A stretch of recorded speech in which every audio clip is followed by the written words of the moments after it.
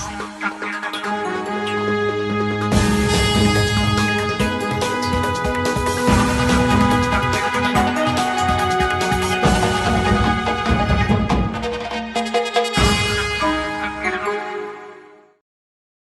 दर्शक तथा श्रोताबिन नमस्कार। राज्य टेलिभिजनको यो विशेष प्रस्तुति कार्यक्रम आरम्भमा यहाँलाई हार्दिक स्वागत गर्दछु। म विमलपुरी। दर्शकबिन, पछिल्लो हामी केही श्रृङ्खलामा कोरोना विशेष प्रसङ्गहरूलाई जोडिरहेका छौँ। विशेष गरी प्रदेश 5 मा कोरोनाको अवस्था के छ र प्रदेश 5 का जिल्लाहरूमा कोरोनाको अवस्था के छ भन्ने प्रसङ्गमा बढी केन्द्रित छौँ।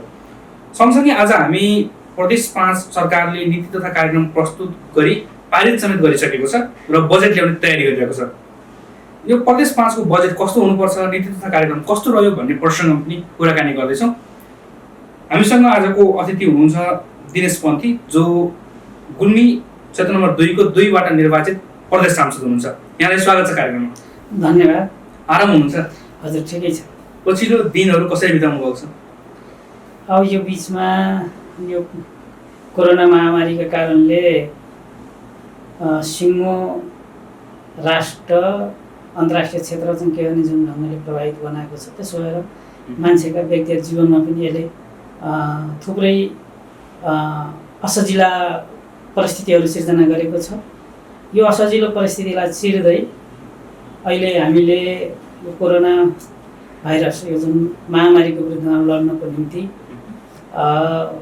जनप्रतिनिधिको नाताले जनताहरूसँग सरकार राख्ने, बाहिरबाट चाहिँ के भने विदेशबाट आउने प्रवासी नेपालीहरू जो घर फर्किन खोजेका छन्, बाटो आएर दुःख पाएका छन्, तिनीहरूको व्यवस्थापन गर्नको निम्ति सहजीकरण गर्ने काम गर्दै र यो पछिल्लो पिरियडमा 77-78 को चाहिँ के भने प्रदेश सरकारको बर्खे अधिवेशन, बजेट अधिवेशन सुरु भएको छ।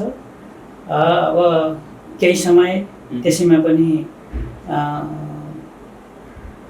समय बिताउने काम हैन, त्यो नीति कार्यक्रममाथि, बजेटमाथि सरकार राख्ने, छलफल गर्ने मन्त्रालयसँग गरेर अहिलेको दिनचर्या बितेको छ। यो विशेष गरी कोरोनाले सबैको दिनचर्यालाई अलिकति समस्यामा पारेको छ, दिनहरूलाई अलिक प्रभावित बनाएको छ। तपाईका दैनिक गतिविधिलाई चाहिँ कसरी यसले प्रभावित बनाएको छ, कस्तो असर पारेको छ? अस्वाभाविकै ढङ्गले हामीले हिजो हैन खुलेर कामकाजमा हैन जनताहरूसँग जोडिने, आफ्ना दैनिक जीवनहरूलाई अलिक सहज ढङ्गले परिचालन गरिन्थ्यो भने यो बेला यो महामारीका कारणले सरकारले बनाएका चाहिँ के भने नियमहरू, यो स्वास्थ्यसँग चाहिँ के भने सरकार राख्ने कुराहरूलाई ध्यानमा राख्दै आफ्नो कामलाई त्यसभित्र रहेर अहिलेका कामलाई सम्पादन गर्ने, अब यो जोखिमबाट बच्दै र बचाउँदै समाजलाई चाहिँ के भने अगाडि ड्राइभ गर्ने कुरा अथवा सञ्चालन गर्ने काममा एउटा जनप्रतिनिधिको हैसियतले अगाडि बढ्ने काम गरिएको छ। यो बिस्तारै प्रदेशतिर अलिक पछि जाउँला। सुरुमा गुल्मी जिल्लालाई जोड्न चाहे। गुल्मी जिल्लामा यति बेला कोरोनाको अवस्था अथवा कोरोनाको तयारी कस्तो छ? क्वारेन्टाइनहरूको अवस्था के छ? आइसोलेसन वार्डहरू, आइसोलेसन बेडहरूको अवस्था के छ? आम रूपमा मानिसहरू कसरी जीवन बिताइरहेका छन्? नेपाल सरकारले चैत 11 गते जुन लकडाउन गर्ने भनेर निर्णय गर्यो, त्यसपछि हामीले गुल्मी जिल्लामा 12वटा स्थानीय तह छन् र 12वटा स्थानीय तहका साथीहरूलाई, जनप्रतिनिधिहरूलाई राखेर जिल्ला प्रशासन सहित हामीले क्वारेन्टाइन हैन अबको व्यवस्थापन गर्ने काम न्यूनतम अब त्यति बेला यो ढङ्गको स्थिति हुन्छ भन्ने आकलन त थिएन। त्यसपछि आइसोलेसन हैन केन्द्रहरू बनाउने भन्ने आधारमा चाहिँ के भने त्यो काम प्रारम्भ गरियो र सुरुमै गुल्मीमा भारतबाट आउने नेपालीहरूको, नेपाली जनताहरू, दाजुभाइहरूको चाहिँ के भने अवस्था बिचमा करिब 28-30 दिन बोर्डरमा बसेर चाहिँ के उहाँहरू आउनुभयो र हामीले क्वारेन्टाइनमा राखेर उहाँहरूको चाहिँ के भने 14 दिन पुगेपछि आरटिटी चेक गराएर जसको चाहिँ के नेगेटिभ आयो उहाँहरूलाई चाहिँ के भने घर पठाउने र अब फेरि घरमा गएर पनि केही समय उहाँहरूले सावधानी अपनाउने कुराहरू गरेर हामीले अगाडि बढायौँ र अब जिल्ला सदरमुकाम तमघासमा 20 बेडको चाहिँ आइसोलेसन केन्द्र चाहिँ के भने निर्माण भएको छ र अहिले हजुर र अब यति बेला गुल्मी जिल्लामा हिजो साँझसम्मको अवस्था हेर्दा 2800 नेपाली दाजुभाइहरू इन्डियाबाट आएर विभिन्न क्वारेन्टाइनमा बसेको अवस्था छ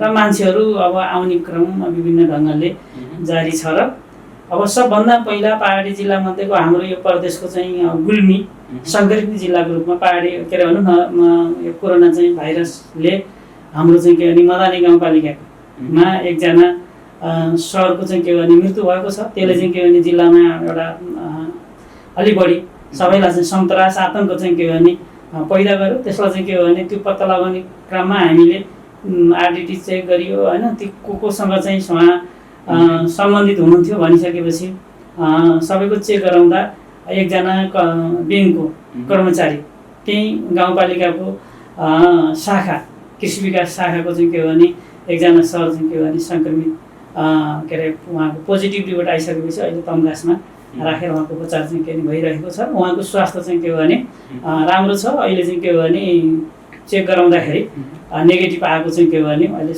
जनस्वास्थ्यले बताएको छ। यस्तै गरेर अब पछिल्ला दिनमा धुर्कोट गाउँपालिकामा त्यस्तो समस्या देखियो र अहिले हामीले अस्ति मदानी गाउँपालिकाका केही साथीहरूलाई पिसिआर चेक गराउने काम भयो धुर्कोट गाउँपालिकाका। त्यसपछि हिजो रेसुङ्गा र चाहिँ के भने विपद व्यवस्थापनसँग जोडिने जिल्ला प्रशासन जिल्ला समन्वय लगायतका चाहिँ के भने साथीहरूको पिसिआर चाहिँ के भने सङ्कलन गरेर यहाँ पठाउने काम भएको छ र अब त्यो बिचमा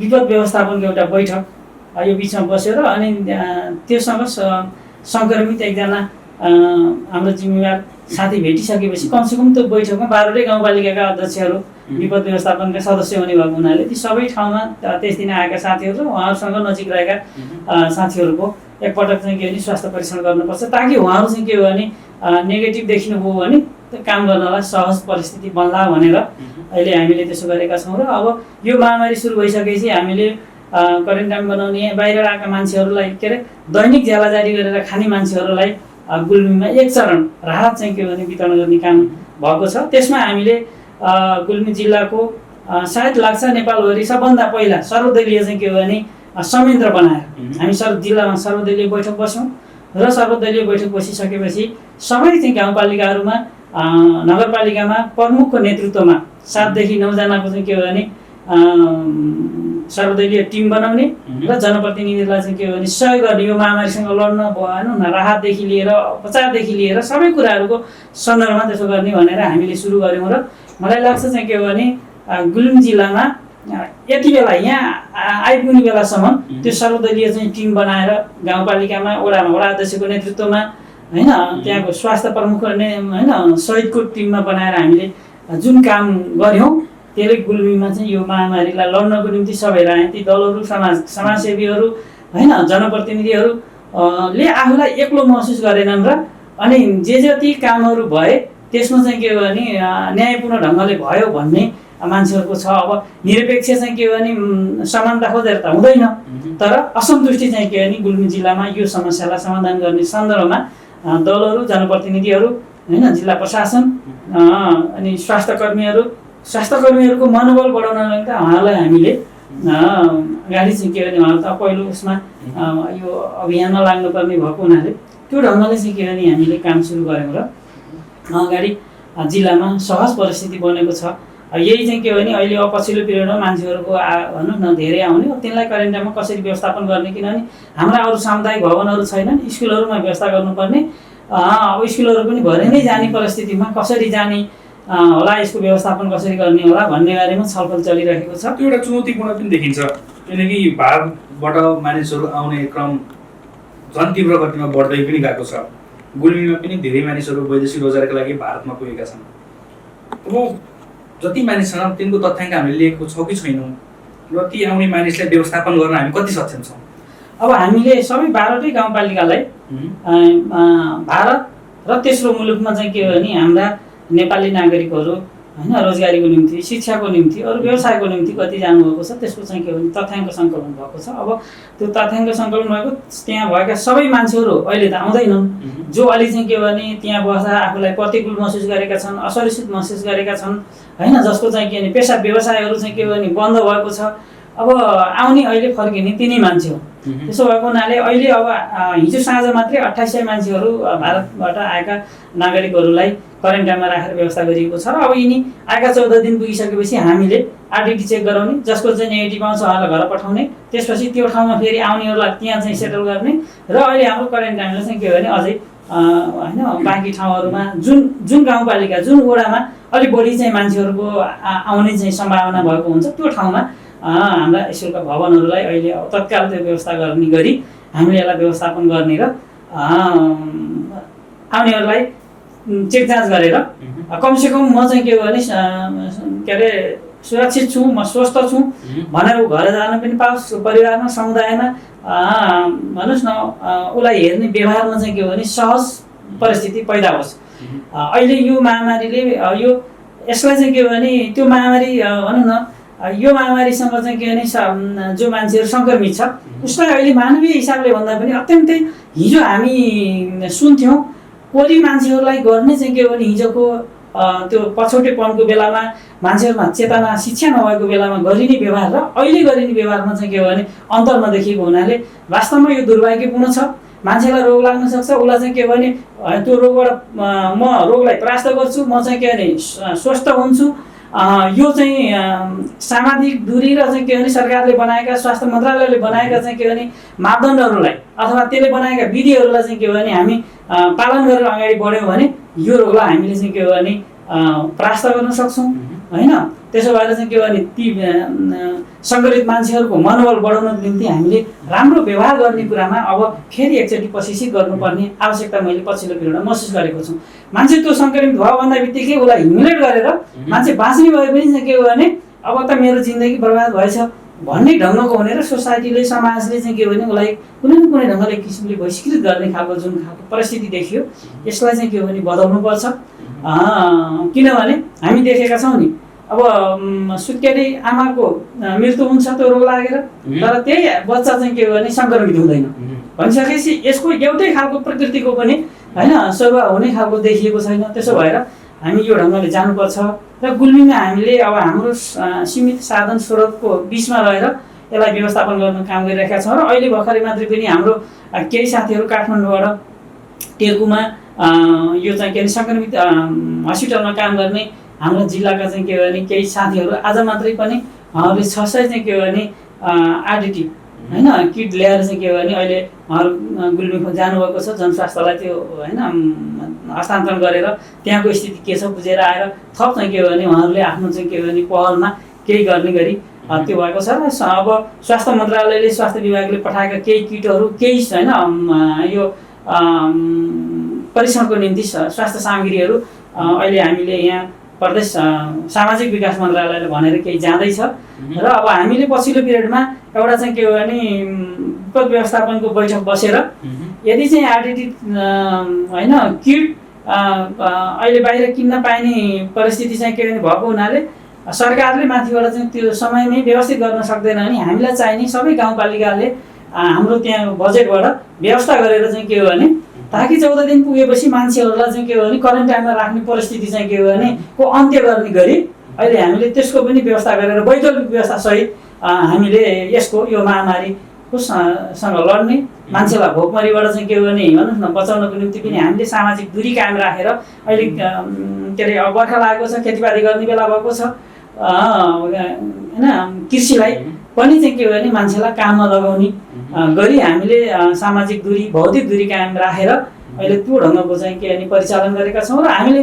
यतिसम्म गरेका छौँ कि जिल्लामा हामीले जिल्ला प्रशासनसँग सबै राजनीतिक दलहरूसँग जनप्रतिनिधि साथीहरूसँग मिलेर कमसेकम सामाजिक दूरी कायम राखेर चाहिँ के भने गर्न सकिने विकास निर्माणका कामहरूलाई पनि हामीले सकेसम्म चाहिँ के जस्तै खानेपानी सडक होइन अनि भवनहरू यस्ता कतिपय चिजहरू छन् त्यसलाई चाहिँ के हो भने यदि जिल्लाभित्रै काम गर्ने श्रमिकहरू छन् निर्माण व्यवसायीका भने र अथवा त्यहाँ चाहिँ के हो भने गाउँमा युवाहरू त्यो काममा चाहिँ के हो भने लगाउन सकिने खालको भए त्यसलाई समेत प्रयोग गरे के भनौँ न परिचालन गरेर हामीले मान्छेलाई काम गरेर रोजगारी दिने र अर्थतन्त्रलाई चलायमान बनाउने, ताकि भोलि आउने दिनमा चाहिँ के हो भने हाम्रो अर्थतन्त्र चाहिँ के हो भने कमजोर भएर यसले फेरि रोगको भन्दा अनि भोकको चाहिँ के हो भने समस्या पैदा हुने खालको स्थितिलाई पनि मध्यनजर राखेर हामीले यिनी दुईटै कुरालाई, एउटा सामाजिक दूरी, भौतिक दूरी, स्वास्थ्यको चाहिँ के हो भने ख्याल गर्दै सरकारले बनाएको लकडाउनलाई पनि त्यसलाई पनि होइन पालना गर्दै सँगै चाहिँ के हो भने सम्भव भएसम्मका चाहिँ के हो भने कामकाजलाई अर्थतन्त्रलाई तङ्ग्राउने परिचालन गर्ने काममा पनि हामी चाहिँ के हो भने सिङ्गो जिल्लाको चाहिँ सहमतिको आधारमा त्यसलाई चलायमान गराएको छ र यो ढङ्गले चाहिँ अहिले गुल्मी जिल्ला अगाडि बढिरहेको छ। यो क्वारेन्टाइनमा अलिकति समस्या देखिन्छ। देशभरिको अवस्था हेर्दाखेरि क्वारेन्टाइन न्यून गुणस्तरको, भौतिक पूर्वाधार कमजोर भएको र मानिसहरूलाई त्यो भित्र बस्न पनि असहज भएको, खाने समस्या, पस्ने समस्या भएको अवस्था छ। गुल्मीको हकमा चाहिँ क्वारेन्टाइनहरूलाई कसरी व्यवस्थापन गरिएको छ? आम रूपमा जो क्वारेन्टाइनमा बसेका मानिसहरू छन् उनको खाने बस्ने व्यवस्था कसरी गरिएको छ? अहिलेसम्म हामीले सम्बन्धित गाउँपालिकाले त्यही बजेटबाट चाहिँ के हो भने मान्छेहरूलाई पहिला कुरा हामीले स्कुलमा बस्ने, स्कुलमा चाहिँ के हो भने क्वारेन्टाइन बनाइयो।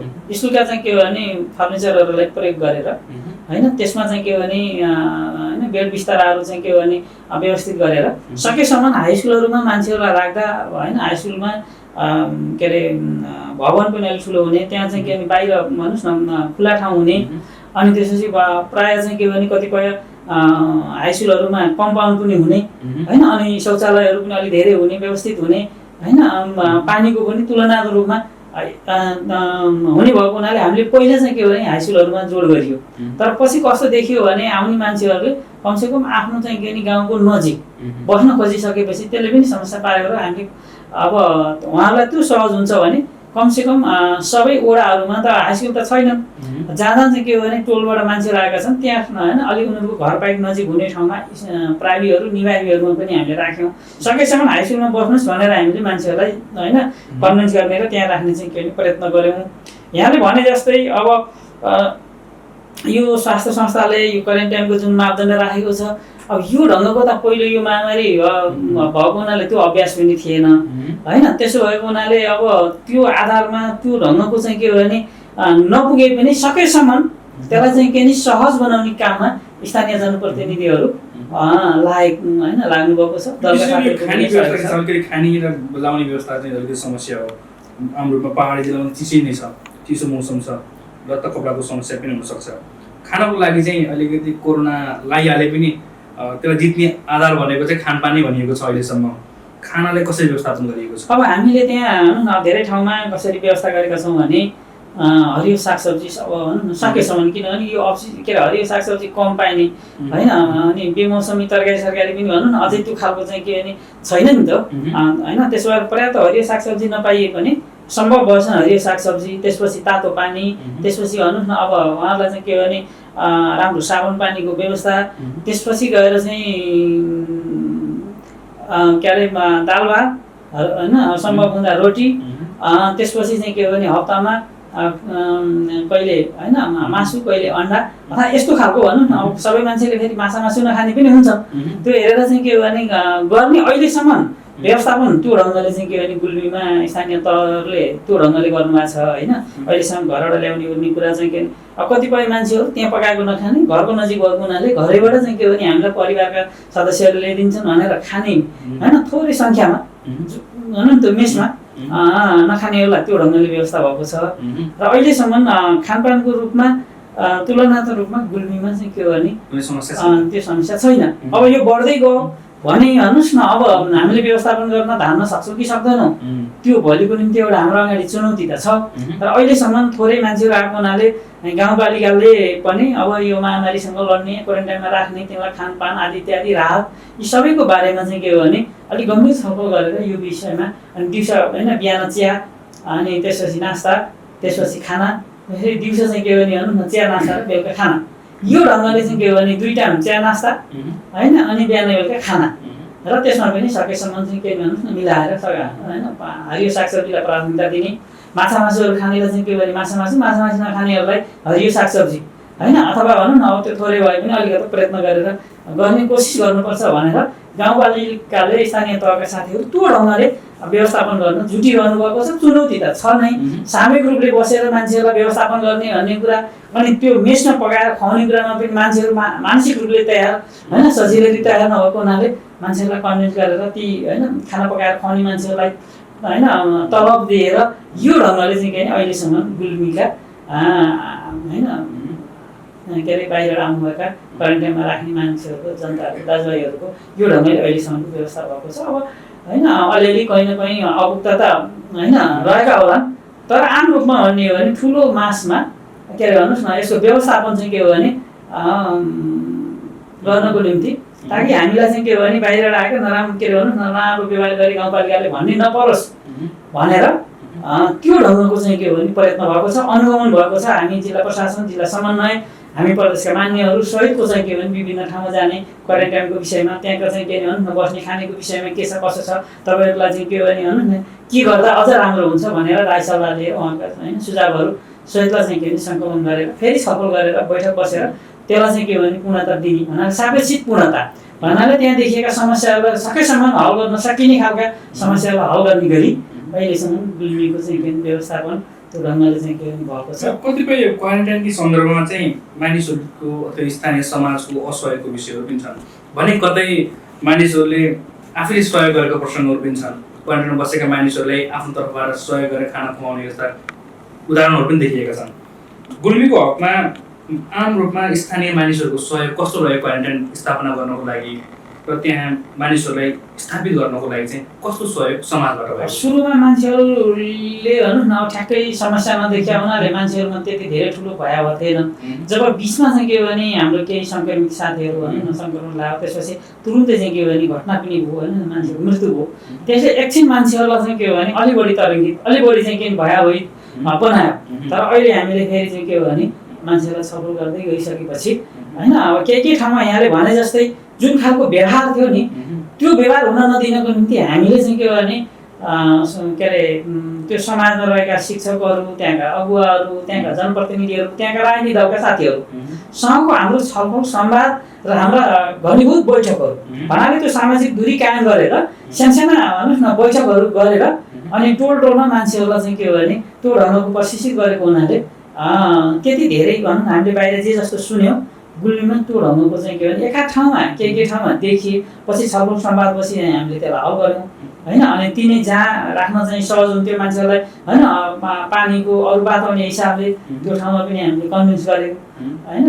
त्यसले गर्दाखेरि गुल्मीमा बाहिर जे जसरी सुनिएको छ त्यो स्तरको समस्या चाहिँ के भने हामीले पाएन। मैले त स्वाभाविक रिफ्लेक्स त हुने भयो नै, यो हल भएको छ।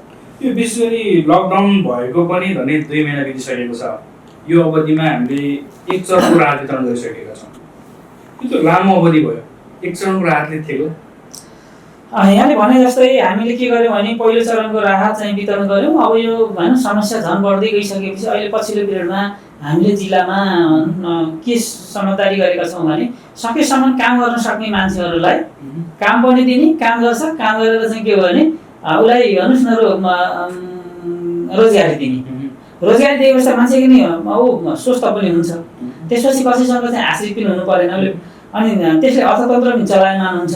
त्यसो भएर काम गर्न सक्ने मान्छेहरूलाई पछिल्लो पिरियडमा हामीले जिल्लामा काम लगाउने र अनि काम दिने निश्चित चाहिँ पारिश्रमिक दिइसकेपछि त्यसले सहज हुन्छ भनेर अलिअलि त्यो अभ्यास पनि अहिले सुरु गरिएको छ। जो एकदम भन्नुहोस् न के अरे घरमा एकल छ, बच्चा छ भन्नुहोस् न अथवा श्रम गर्न सक्दैन ती मान्छेलाई राहत दिने, जो गर्न सक्छ त्यसलाई चाहिँ के भने राहत होइन काम दिने र होइन काम गरे बापत चाहिँ के भने पारिश्रमिक मूल्य दिने र त्यसरी चाहिँ व्यवस्थापन गर्ने भनेर अहिले गुल्मीमा केही ठाउँहरूमा यो ढङ्गको चाहिँ दोस्रो चरणको तेस्रो चरणको राहत बाँड्ने भन्दा पनि राहतलाई काममा चाहिँ के कन्भर्ट गरेर हुनाले चाहिँ के हो भने त्यो ढङ्गले अहिले हामीले व्यवस्थापन गर्दा राम्रो हुन्छ भनेर त्यो दिशातिर चाहिँ के भने अभ्यास गर्दैछौँ।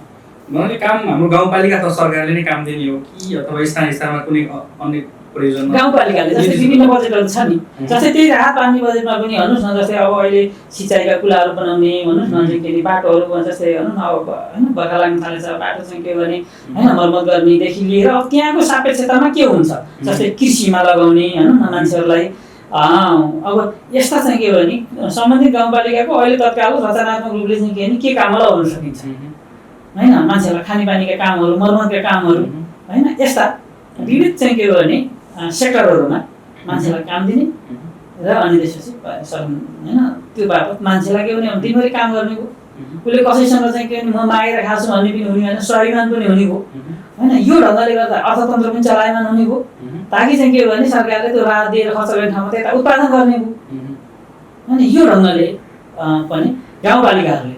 त्यसपछि जस्तै अब अहिले अब सङ्घीय सरकारले प्रदेश सरकारले पनि केही बजेट त्यतातिर लगाउने गरी अहिले भनौँ त्यो योजनाहरू बनाएर तल पैसाहरू चाहिँ के पठाउने भनेको छ। अब त्यसलाई पनि जस्तै प्रधानमन्त्री चाहिँ के भने 16,000 कार्यक्रम होइन, त्यसलाई चाहिँ के भने त्यो ढङ्गले प्रयोग गर्ने गरी अहिले त्यो ढङ्गका योजनाहरू बनेका छन्।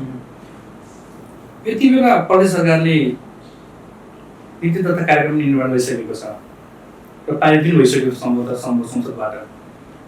यो कार्यक्रम कस्तो लाग्यो? अब अहिले प्रदेश नम्बर 5 को सरकारले आफ्नो 77-78 को नीति र कार्यक्रम चाहिँ के भने प्रस्तुत गर्दै गर्दा अब मुख्य गरेर अहिले दुईटा चिजमा चाहिँ के भने फोकस गर्नुपर्ने थियो, फोकस गरेको छ। पहिलो कुरो स्वास्थ्य होइन, त्यसपछि गएर कृषि होइन। अब यिनै विषयमा अनि सरकारले सकेसम्म नीति कार्यक्रममा ध्यान दिने कोसिस गरेको छ। अब यो महामारी संसारकै निम्ति नयाँ अनुभव पनि होइन, के अरे चुनौती पनि भयो। त्यसो भएर अहिलेको यो चुनौतीलाई फेस गर्ने गरी सरकारले ल्याउने प्रयत्न गरेको छ र कतिपय चाहिँ के भने अपुग्ताहरूलाई सदनमा चाहिँ के भने त्यसलाई भन्नुहोस् न जहाँ जे कुराहरूको चाहिँ के भने ल्याप्सेसहरू थिए अथवा अपुगहरू थिए, त्यसमा चाहिँ के भने मान्यज्यूहरूले सदनमा सरकारको नीति कार्यक्रममा आफ्ना सुझावहरू दिनुभएको छ। हाम्रो अभ्यास यस्तो छ चाहिँ के भने यो संसदीय प्रणाली नीति कार्यक्रममा छलफल गर्ने, मान्यहरूले आफूलाई लागेका कुराहरू राख्ने, अनि सरकार पक्ष चाहिँ के भने मान्यहरूले सरकारको ल्याएको नीति कार्यक्रमलाई चाहिँ के भने बचाउ गर्ने र चाहिँ के भने त्यसलाई भन्नुहोस् न त्यसको पक्षमा यो हो है सरकारको भनेर चाहिँ के भने जोड गर्ने, प्रतिपक्षले चाहिँ के भने आफूलाई अलि बढी चाहिँ के भने भनौँ न फरक देखाउन खोज्ने अभ्यास त छँदैछ। दोस्रो यसमा चाहिँ के भने हामीले गरेको अभ्यास के रहेछ भने जे गरे सरकारले मान्यहरूले नीति कार्यक्रममा आफ्नो कुराहरू राख्ने, सरकारले जवाब दिएपछि पुग्ने होइन, त्यही नीति कार्यक्रममा चाहिँ के भने समेट्ने गरी चाहिँ के भने अहिलेसम्मको संसारको अभ्यासमा भएको हुनाले सरकारलाई त्यहाँ दिएपछि आगामी वर्षको निम्ति चाहिँ आगामी नीति कार्यक्रम बनाउनलाई त्यसले मद्दत गर्ने हो। दोस्रो कुरो चाहिँ के हो भने नीति कार्यक्रममा समेटिन नसके पनि योजनामा, कार्यक्रममा, बजेटमा मान्यहरूले दिएका कुराहरूलाई चाहिँ के हो भने सरकारले चाहिँ के भने आत्मसात गरेर कतिपय कुराहरू त्यहाँ सम्बोधन गर्ने। नीति कार्यक्रममा सम्बोधन नभए भने उठेका कुराहरू ताकि बजेटमा चाहिँ के हो भने सम्बोधन गर्न सकिने कुराहरू बजेटको मार्फत चाहिँ के हो भने उठेका सदनका कुराहरूलाई चाहिँ सम्मान गर्ने परम्पराको चाहिँ के हो भने भन्नुहोस् न विकास भएको र अझ हामीले भन्यौँ हामीले गरेको ब्रिटिस मोडलको चाहिँ के भने संसद भन्दा त हामीले नेपालमा अहिले गरेको 62-63 को जनआन्दोलनपछि जनयुद्ध जनआन्दोलनपछि गर्दा हामीले समावेशी समानुपातिक संसद त इन्डियामा छैन। हामीले हिजो गरेको चाहिँ के भने होइन 46 सालको 7 सालको त्यो अभ्यास छैन। जब हामीले यसलाई परिमार्जन गऱ्यौँ भने नीति कार्यक्रममा पनि त्यही उठेका कुराहरू चाहिँ के भने सम्बोधन गर्ने अभ्यास पनि गर्दा त चाहिँ के भने केही बिग्रिँदैन भनेर पनि यो छलफल पनि भन्नुहोस् न बहसको रूपमा चाहिँ के भने आएको छ।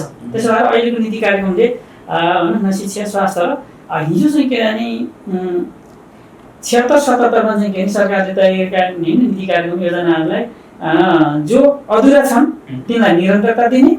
अब अहिलेको चाहिँ यो अवस्थालाई महामारीका कारणले बजेट नयाँ योजनाहरूमा सम्बोधन गर्ने कुराहरू कम छ होइन।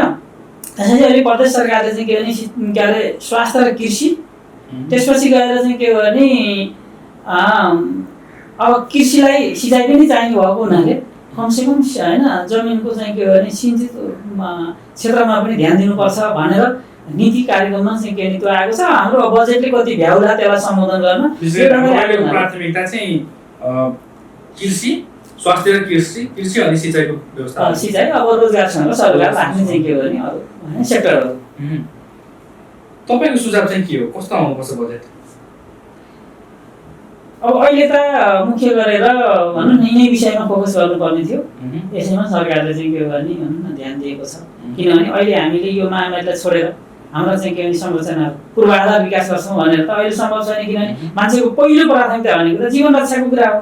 त्यसो भएर चाहिँ हामीले सरकारलाई नीति कार्यक्रम बनाउने बेलामा पनि अनौपचारिक होइन सरकार मन्त्रीजीहरूसँग सचिवजीहरूसँग अथवा साथीहरूसँग होइन सरकारका के भने सरकारवाला मान्छेहरूसँग अब अहिले चाहिँ के भने मुख्य गरेर यो महामारीलाई भन्नुहोस् न परास्त गर्ने गरी नीति कार्यक्रम आउनु पर्यो। सँगसँगै भोलिको महामारीलाई भोलिको के अरे भोकमरीलाई होइन समेत चाहिँ के हो भने ध्यान दिएर यो विषय आउनु पर्यो। अर्को कुरो चाहिँ के हो भने प्रदेश सरकारले शिक्षामा चाहिँ ध्यान दिनु पर्यो भन्ने कुरा अलिक बेसी चाहिँ मलाई लाग्यो। म सत्ता पक्षको चाहिँ मान्य भए पनि सरकारलाई राय सुझाव दिएर चाहिँ के हो भने हामीले हिजो संविधानले जे परिकल्पना गरेको छ त्यो अहिले हामी चाहिँ त्यो ठाउँमा पुगिसकेका छैनौँ कि त्यो ठाउँमा नपुग्न जाने कम्तीमा चाहिँ के हो भने 1 क्लासदेखि 8 क्लाससम्मको स्थानीय तहले व्यवस्थापन गरे पनि अरू 9 देखि 12 सम्मको चाहिँ के हो भने त्यसका भनौँ न भौतिक संरचना शिक्षकको व्यवस्था सबै कुरो शिक्षामा चाहिँ के हो भने प्रदेश सरकारले एकपटक राम्रो शिक्षा गुण भन्नु न दिने हो। राम्रो चाहिँ के भने जनशक्ति तयार गर्ने हो भने त माध्यमिक शिक्षासम्म हो होइन। उच्च शिक्षामा त कमजोर मान्छेहरू बनाएर पठाएर त त्यसले त चाहिँ के आजको संसारसँग चाहिँ के हो भने संसारलाई बुझ्नु त सक्दैन। संसारसँग चाहिँ के हो भने प्रतिस्पर्धा होइन गर्ने क्षमता त राख्दैन। त्यसो भएर शिक्षाको क्षेत्रमा हाम्रो संविधानले व्यवस्था गरेको हुनाले अहिले सङ्घीय सरकारले प्रदेशलाई त अधिकार दिएको छैन। हामीले यसमा केही समयको निम्ति स्थानीय तह त्यो होइन सामर्थ्य पैदा नहुने बेलासम्म प्रदेशले यसको चाहिँ के भने अभिभावकको भूमिका निर्वाह गर्नुपर्छ भन्ने मेरो चाहिँ के हो भने सरकारसँग राय सुझाव होइन मेरो मत औपचारिक अनौपचारिक रूपमा यस्ता बहसहरू चाहिँ के भने मलाई लागेको छ। त्यसो भएर अहिले हामीले स्वास्थ्य होइन त्यसपछि कृषि किनभने हामी कृषि प्रधान देश भएको हुनाले र हाम्रो पहिलो आधार रोजगारी मान्छेहरूलाई चाहिँ के भने यो महामारीसँग चाहिँ के हो भने भोलि के अरे भनौँ न जब भोकमरीको चाहिँ के समस्या आउँछ यसलाई हल गर्नुको निम्ति दोस्रो चाहिँ के हो भने स्वास्थ्यपछि त्यो त्यसपछि चाहिँ के अरे हाम्रा भएका संरचनाहरूमा चाहिँ हामीले के कति सक्छौँ पूर्वाधारलाई चाहिँ के हो भने ध्यान दिनुपर्ने कुराहरू अब यो सिन्चित कुरा भइहाल्यो। हामीले कृषिको कुरा गर्दा होइन सिँचाइको कुरा नगरिकन हामी भन्नुहोस् न त्यो एक आपसमा अत्यन्तै चाहिँ के हो भने भनौँ न परिपूरकको कुरा हुन्छ होइन। नङ्ग्रो मासुको जस्तै सम्बन्ध हुन्छ सिँचाइ र होइन कृषिको। मलाई चाहिँ के हो भने यस्तो कुरो लागेको छ मैले सदनमा पनि आफ्नो चाहिँ के हो भने होइन नीति कार्यक्रममाथि बोल्दा यो ढङ्गले चाहिँ होइन सुझाव सरकारलाई राय सरकारको चाहिँ नीति कार्यक्रममा होइन यो कार्यक्रम चाहिँ के हो भने अझै चाहिँ के हो भने सापेक्षिक पूर्णता आउनको निम्ति अझै बढी सुन्दर र चाहिँ के हो भने यसले प्रदेशको चाहिँ के हो भने होइन हाम्रो प्रदेश वास्तवमा संघीयता चाहिँ के हो भने जनतालाई महसुस हुने गराउनको निम्ति यी कुराहरू चाहिँ समावेश गरेर जानुपर्छ ताकि आएको छ अझै बढी चाहिँ के हो भने कतिपय ठाउँमा जोड दिनुपर्ने अलि बढी फोकस गर्नुपर्ने भन्ने कुराहरू चाहिँ मलाई लागेर मैले नीति कार्यक्रममा तोड्नको सुझावहरू पेश गरेका छु। यो विशेष गरी हाम्रै प्रदेशको हकमा पनि कतिपय मान्यहरूको गुनासो कस्तो आउँछ भने स्थानीय तहसँगको तालमेल नमिलेको प्रसङ्गहरू बढी उठिरहेका छन्। हाम्रै मान्यहरूले पनि त्यस्ता किसिमको प्रश्नहरू उठाइरहनुहुन्छ प्रदेश सभामा पनि। तपाईँको हकमा अथवा गुल्मी जिल्लामा तपाईँ र तपाईँसँग सम्बन्धित तपाईँसँग जोडिएका तपाईँको निर्वाचन क्षेत्रभित्रका स्थानीय तहहरूसँगको समन्वय कस्तो रह्यो? होइन आम रूपमा हेर्दा मान्यजीहरूले उठाएको ट्रेन्ड चाहिँ के हो भने कहीँ न कहीँ नमिलेको होइन प्रदेश स्थानीय तह एक आपसमा चाहिँ के हो भने समन्वय सहकार्य भन्छ नि त हाम्रो संविधानले त्यो ढङ्गको चाहिँ के हो भने राजनीतिक दलहरूले आफ्ना जनप्रतिनिधिहरूलाई बनाउनु पहिलो कुरो दायित्व त चाहिँ के हो भने राजनीतिक दलहरू किन दलीय व्यवस्थामा त दलहरूले आफ्ना कार्यकर्ता आफ्ना जनप्रतिनिधिलाई कस्तो बनाउने होइन सङ्घका प्रतिनिधिसँग होइन कुन ढङ्गको व्यवहार गर्ने प्रदेशका चाहिँ के हो भने प्रतिनिधिहरूसँग के व्यवहार गर्ने स्थानीय तह उसको सम्बन्ध के हो होइन एक आपसमा चाहिँ के भने स्वतन्त्रता होइन नि होइन स्वायत्त भयो भने त्यसको स्वायत्तको निम्ति एउटा निश्चित लक्षण रेखा त हुन्छ। त्यसो भएर अलिअलि चाहिँ के भने यसलाई मिलाउनु पर्ने राजनीतिक दलहरूले अब यो नयाँ अभ्यास भएको हुनाले यसलाई अलिकति प्रशिक्षित गर्नुपर्ने त देखिन्छ नै।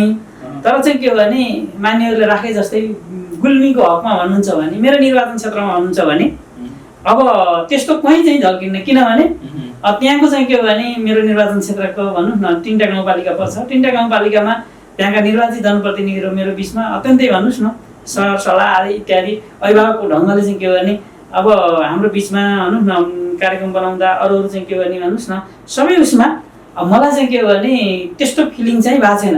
तर मलाई फिलिङ नहुने मेरो क्षेत्रमा अथवा एका ठाउँमा के अरे भन्नुहोस् न नहुने कुराले होइन समग्र चाहिँ समस्या छैन भन्ने होइन, समस्या छन्।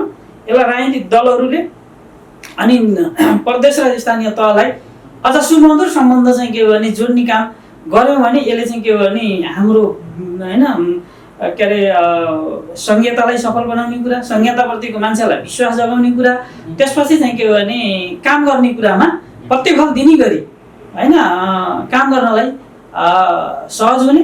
स्थानीय तहले के गर्दैछ भने प्रदेशका मान्यहरूलाई थाहा भने प्रदेशको चाहिँ के भने कुरा के हो भन्ने कुराहरू स्थानीय तहलाई चाहिँ के हो भने जानकारी हुँदा यसले चाहिँ के हो भने कार्यक्रम तर्जुमा गर्दा पनि डुप्लिकेसन नहुने होइन, जुन संविधानले परिकल्पना गरेको छ त्यो मर्मसहित अगाडि बढाउनु पर्ने चाहिँ के हो भने देखिन्छ।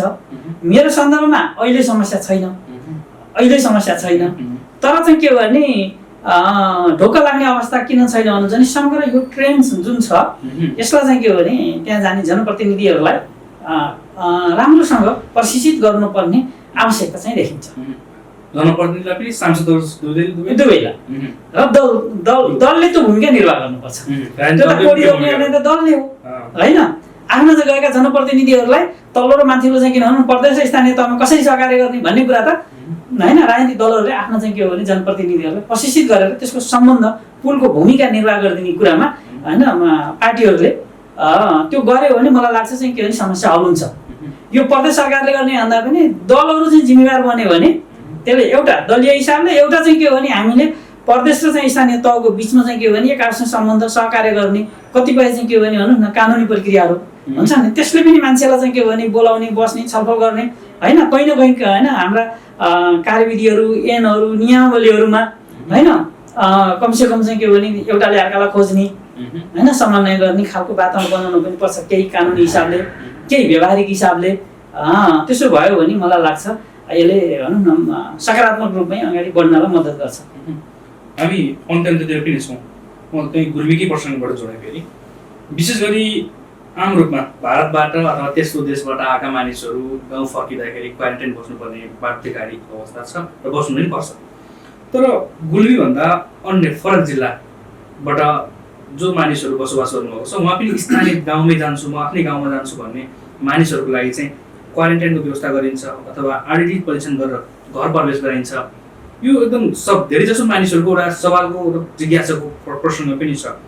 यसलाई चाहिँ कसरी समाधान गर्नुहुन्छ? हामीले बिचमा सर्वदलीय बैठक होइन विपद व्यवस्थापनको बैठकमा व्यापक छलफल गऱ्यौँ।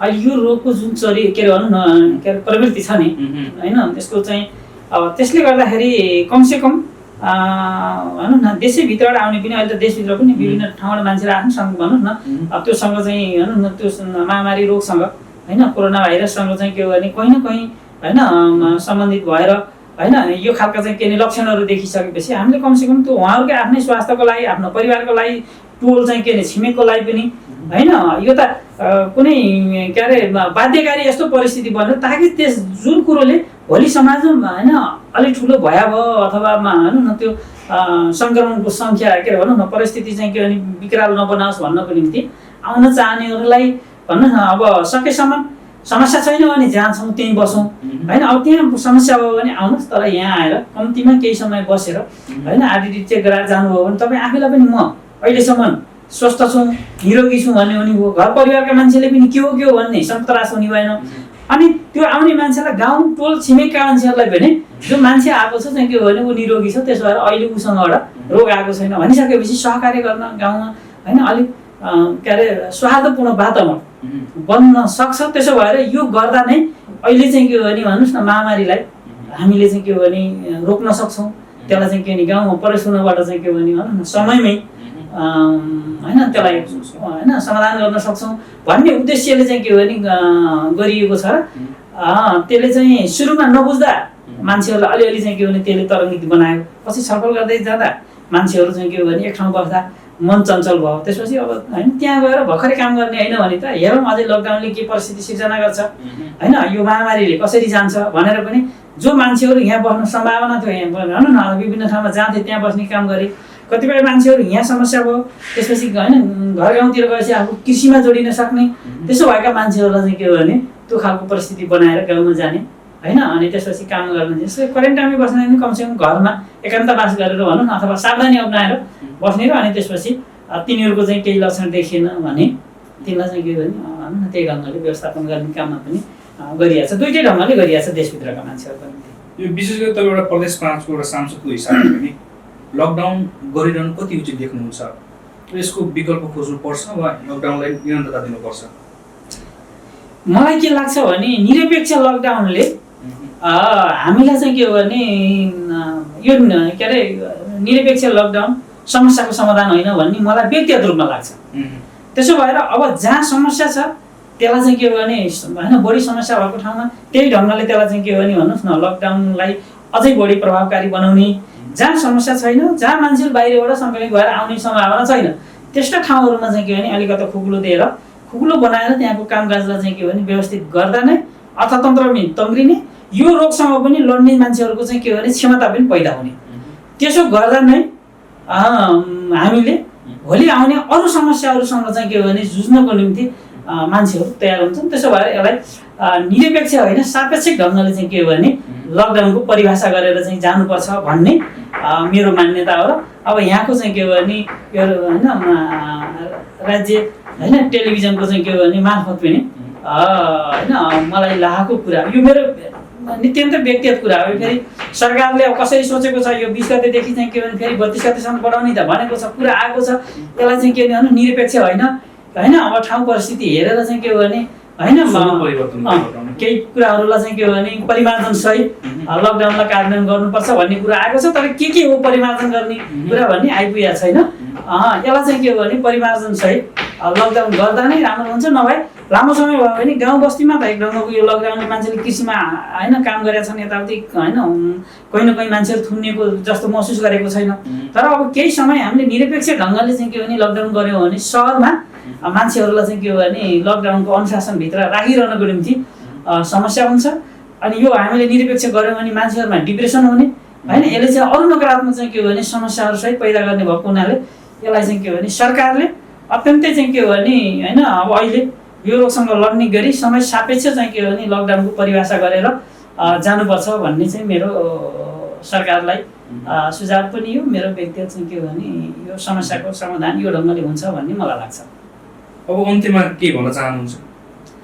म सर्वप्रथम यो टेलिभिजनले मलाई बोलाएर अहिलेका समसामयिक विषयमा चाहिँ के हो भने जे जति कुरा राख्ने होइन अवसर प्रदान गर्नुभयो यहाँ र यहाँको चाहिँ के टेलिभिजन परिवारलाई सर्वप्रथम मैले हार्दिक धन्यवाद र आभार व्यक्त गर्न चाहन्छु। र अहिले यो चाहिँ के हो भने यहाँको टेलिभिजन मार्फत म सम्पूर्ण चाहिँ के हो भने नेपाली दाजुभाइ होइन दिदीबहिनीहरूलाई के निवेदन गर्न चाहन्छु भने यो महामारीलाई परास्त गर्नको निम्ति उच्च मनोबलका साथ हामी होइन अगाडि बढौँ। पहिलो कुरो चाहिँ के हो भने स्वास्थ्य कर्मीहरू होइन सुरक्षाकर्मी कर्मचारी जनप्रतिनिधिहरू होइन सरकारको तर्फबाट पत्रकार चाहिँ के हो भने साथीहरू होइन सञ्चारको क्षेत्रमा भूमिका खेलिरहनुभएका सबै साथीहरूले जुन ढङ्गको चाहिँ के हो भने यो महामारीको विरुद्ध लड्नको निम्ति सबैले आफ्नो ठाउँमा जुन आफ्नो कर्तव्य चाहिँ के निर्वाह गर्ने काम गर्नुभएको छ मैले यहाँ सबैलाई हार्दिक आभार र धन्यवाद दिँदै र अब यो महामारीमा लड्नको निम्ति सबैले सकारात्मक ढङ्गले अझै भूमिका खेलौँ र यसलाई परास्त गरौँ। अहिले यो महामारी होइन बिस्तारै बढ्दै गइरहेको छ, यसलाई समाधान गर्ने कुरा तपाईँ हामी सबैले एक ढङ्गले अगाडि बढ्नुपर्छ। त्यही ढङ्गले जनताले साथ दिनुभएको छ होइन। यसलाई चाहिँ के हो भने भोलि पनि यो महामारी लड्नको निम्ति जनताको फेरि चाहिँ के हो भने त्यही ढङ्गको होइन राज्यलाई सहयोग गर्ने कुरामा सहयोग हुनेछ भन्ने अपेक्षासहित यहाँहरूलाई फेरि पुनः हार्दिक धन्यवाद। समयको लागि धेरै धन्यवाद। हस्, नमस्ते। दर्शकबिन हामीसँग हुनुहुन्थ्यो गुल्मीबाट निर्वाचित प्रदेश सांसद दिनेश पन्थी। उहाँसँग महत्त्वपूर्ण कुराकानी गऱ्यौँ। यो सँगै आजको कार्यक्रम यति नै। अर्को नयाँ एपिसोडमा पुनः भेट हुनेछ। हेर्दै गर्नुहोस् राज्य टेलिभिजन।